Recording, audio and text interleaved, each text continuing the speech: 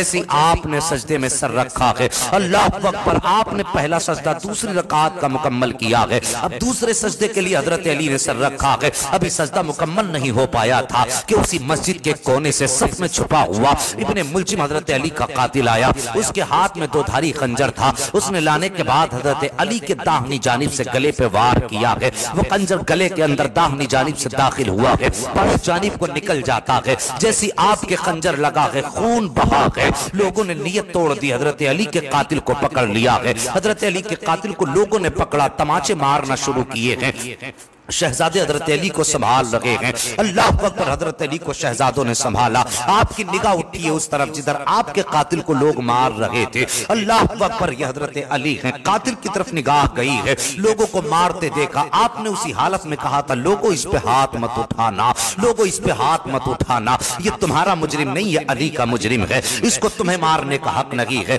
جاؤ اس کو لے جا کر کے میرے حجرے کے اندر بند کر دو، میرے کمرے کے اندر اس کو لے جا کر کے قید کر لو، اگر میں ٹھیک ہو گیا تو اس کو اپنے ہاتھوں سے سزا دوں گا، اور اگر میرا انتقال ہو گیا، میں شہید ہو گیا، تو میرے بعد والا مسند خلافت پہ بیٹھنے والا مصطفیٰ کا جانشین اس کو سزا دے گا۔ یہ کہہ کر کے آپ نے اپنے قاتل کو چھڑایا ہے، کمرے کے اندر حضرت علی کے قاتل کو بند کیا، شہزادے اپنے والد کے پاس بیٹھے ہوئے ہیں، کوئی زخم کو ہاتھ سے پکڑ رہا ہے، کوئی گردن پکڑ کے بیٹھا ہے، اللہ اکبر، حضرت علی نے فرمایا حسن جی بابا کا بیٹے میری فکر نہ کر، اگر فکر کرنی ہے تو نماز کی فکر کرو، اللہ اکبر، اس کے بعد فرمایا حسن نماز پڑھاؤ، مجھے باقی بیٹے میرے کمرے تک پہنچا دیں، باقی شہزادوں نے حضرت علی کو اٹھایا ہے، اللہ اکبر، حضرت سر کی طرف حضرت امام حسین آئے ہیں، پیروں کی طرف حضرت غازی عباس آئے ہیں، باقی دائیں بائیں باقی بیٹوں نے حضرت علی کو سہارا دیا ہے، آپ کو اٹھا کر کے کمرے تک پہنچایا گیا ہے، فجر کی نماز ادا کی گئی ہے، اس کے بعد حضرت حسن آئے ہیں، والد کی تیمارداری میں لگ جاتے ہیں،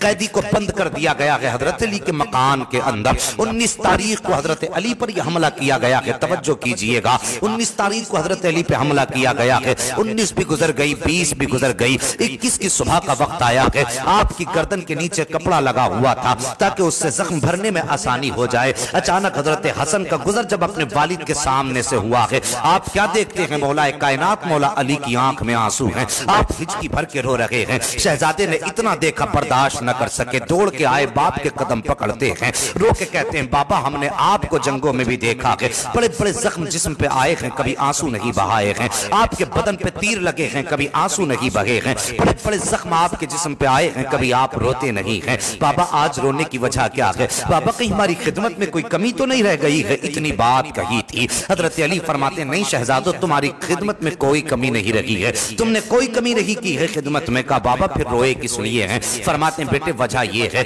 کہ آج میں نے رات کو آنکھ لگی تھوڑی سی، کچھ دیر کے لیے میں سویا، خواب میں میرے مصطفیٰ تشریف لائے ہیں، میں نے دیکھا ایک بڑا میدان ہے، مصطفیٰ کسی کو تلاش کر رہے ہیں، میں آیا، میں نے آकर اپنے نبی کو سلام کیا اور کہا تھا حضور کچھ ڈھونڈ رہے ہیں، میرے نبی نے فرمایا تھا ہاں، اتنا کہا اور مجھے سینے سے لگایا، فرماتے میرے علی، میرے دکھوں کا مارا علی، میرے زخم کی شدت میں مبتلا میرے علی، کئی دن سے آپ بیماری کی شدت میں مبتلا ہو، کئی دن سے تکلیفوں کا سامنا کر رہے ہو علی، اتنا کہنے کے بعد مصطفیٰ نے میرا ماتھا چوما اور فرمایا تھا علی پریشان نہ ہو، آج کئی دن ہو گئے تمہارے حلق سے پانی کا قطرہ نہیں اترا ہے، ایک لقمہ بھی کھانے کا حلق سے نیچے نہیں گیا ہے، علی ہم تمہاری تکلیف دیکھ رہے ہیں لیکن پریشان نہ ہونا، آج تم ہمارے دسترخوان پہ اپنی بھوک پیاس مٹاؤ گے، اتنا کہا حضرت علی فرماتے میری آنکھ کھل جاتی ہے، فرماتے ہیں شہزادے مجھے دنیا سے جانے کا وقت آ گیا ہے، لگتا ہے اب میرے بچے پردیس میں یتیم ہو جائیں گے، اس کے بعد آپ فرماتے ہیں کہا بیٹے، کہا جی، کہا جاؤ میری بیٹی حضرت زینب سے جا کے کہو کہ وہ تھوڑا سا شربت تیار کر لے، اللہ اکبر، حضرت علی کی وہ شہزادی جس کی کبھی تہجد کی نماز قضا لگی ہوئی ہے، وہ شہزادی حضرت علی کی جس کے وجود میں سیدہ طیبہ طاہرہ عابدہ زاہدہ حضرت فاطمہ الزہرا کا عکس نظر آیا کرتا تھا، آپ فرماتے ہیں جاؤ میری زینب سے کہہ دو کہ شربت تیار کرے، جیسی جا کر حضرت حسن نے سیدہ زینب سے کہا تھا بہن کا جی بھیا کا بابا شہد کی فرمائش کر رہے ہیں، شربت کی فرمائش کر رہے ہیں، تھوڑا شربت تیار کر دو، اللہ اکبر، بڑی فرما بردار بیٹی ہے، ثاقب بیٹی ہوا کرتی ہے، آج بیٹیوں کی عزت کر لو، بیٹیوں کی قدر کر لو۔ ہاں صاحب، یہ کچھ دن کے مہمان بن کے تمہارے گھر میں آیا کرتی ہیں، 18-20 سال کے بعد یہ پردیس چلی جایا کرتی ہیں، پھر اس کے بعد کبھی کبھی ان کے چہرے نظر آیا کرتے ہیں۔ آج یہ گھر کے اندر ہیں، ان کا احترام کر لو، ان کی قدر کر لو صاحب۔ بیٹی بیٹی ہوا کرتی ہے، بیٹیاں باپ کے درد کو بڑی اچھی طریقے سے سمجھا کرتی ہیں۔ اگر باپ پردیس سے آئے تو رات کو اٹھ کے دروازہ بیٹیاں کھولا کرتی ہیں، اگر باپ بھوک کی شکایت کرے تو کھانے کی تیاریاں بیٹیاں کیا، خان پہ بیٹھ جائے تو گرم روٹیاں بیٹیاں بنا کے دیا کرتی ہیں۔ اللہ اکبر، یہ بیٹیاں ہوا کرتی ہیں جو باپ کے دکھ درد کی ساتھی ہوا کرتی ہیں۔ اللہ اکبر، یہ حضرت علی کی شہزادی سیدہ زینب ہیں۔ آپ فرماتے ہیں حسن جی بابا کا میری بیٹی سے کہو، میری بیٹی سے کہو شربت تیار کریں۔ حضرت حسن نے کہا تھا بہن شربت تیار کرو۔ حضرت زینب نے اتنا سنا جلدی سے مصلے سے اٹھی ہیں، اور اٹھنے کے بعد آپ نے شہد تیار کیا ہے، ہاتھ میں شہد ہے، دعائیں کر رہی ہیں، یا اللہ میرے بابا کو سلامت رکھنا، یا اللہ میرے بابا کی خیر فرمانا، یا اللہ میرے بابا کی خیر فرمانا۔ روتی جا رہی ہیں، شربت بناتی جا رہی ہیں۔ آج 3 دن کے بعد علی نے شربت مانگا ہے، بیٹی بھی جانتی ہے 3 دن ہو گئے میرے باپ کے گلے سے کچھ نہیں اترا ہے۔ تیزی سے شربت بنایا، بنانے کے بعد حضرت حسن کے حوالے کیا ہے۔ آپ لے کر کے مولا کائنات مولا علی کی بارگاہ میں آئے ہیں، کہا بابا یہ شربت لے آیا ہوں۔ آپ فرماتے ہیں بیٹے میری تو خیر ہے، یہ شربت میں نے اپنے لیے نہیں بنایا ہے۔ پھر کہا میرے غازی عباس کو بلاؤ۔ غازی عباس کو بلایا گیا، اور بلانے کے بعد فرمایا تھا میرے غازی تو جلال والا غازی ہے، تمہیں غصہ بہت آیا کرتا ہے، اے میرے غازی پوری زندگی تمہیں حسین کے ساتھ گزارنی ہے، آج تمہارے صبر کے امتحان کا پہلا دن ہے، آج زندگی کے امتحان کا پہلا پرچہ ہے، آج میں تم سے کچھ کہنا چاہتا ہوں۔ غازی عباس نے اتنا سنا تڑپ جاتے ہیں، کہتے بابا حکم فرمائیے کیا چاہتے ہیں۔ تب غازی عباس سے میرے علی نے کہا تھا کہ بیٹے یہ شربت کا پیالہ لو اور جاؤ میرے حجرے کے میرے کمرے کے اندر، میرا قاتل 3 دن سے پیاسا ہے، اس نے 3 دن سے کچھ نہیں کھایا ہے، یہ شربت جا کے میرے قاتل کو پلا دو۔ اتنا کہنا تھا غازی عباس کی آنکھیں سرخ ہو جاتی ہیں۔ اللہ اکبر، فرماتے غازی صبر سے کام لینا ہے، جاؤ یہ جا کر کے میرے قاتل کو پلا دو۔ غازی عباس نے ہاتھ میں پیالہ لیا ہے، جا کے حجرے کا دروازہ کھولا، اندر گئے، قاتل ایک کونے میں بیٹھا ہوا ہے۔ آپ نے وہ شربت کا پیالہ آگے بڑھایا، اور بڑھانے کے بعد کہا تھا لو یہ شربت پی لو۔ میرے بابا نے کہا تم نے 3 دن سے کچھ نہیں پیا ہے، یہ شربت پی لو۔ اتنا کہہ کے پیالہ آگے بڑھایا ہے۔ حضرت علی کے قاتل نے اس پیالے کو اپنے ہاتھ میں لیا، دیکھا اس کے اندر تو وہ شربت شہد سے تیار کیا گیا تھا، اس کا رنگ تبدیل تھا۔ اس نے دیکھا اور دیکھنے کے بعد پیالہ واپس کر کے کہتا غازی مجھے یہ شربت نہیں پینا ہے۔ کہا کیوں نہیں پیو گے؟ کہا شربت میں زہر ملایا گیا ہے۔ اتنا سننا تھا، غازی کے چہرے پہ جلال آ جاتا ہے، اور بڑی جذبات کے ساتھ کہتے ہیں کہ نادان میرے باپ کا حکم تھا کہ صبر سے کام لے، ورنہ میں ابھی تیری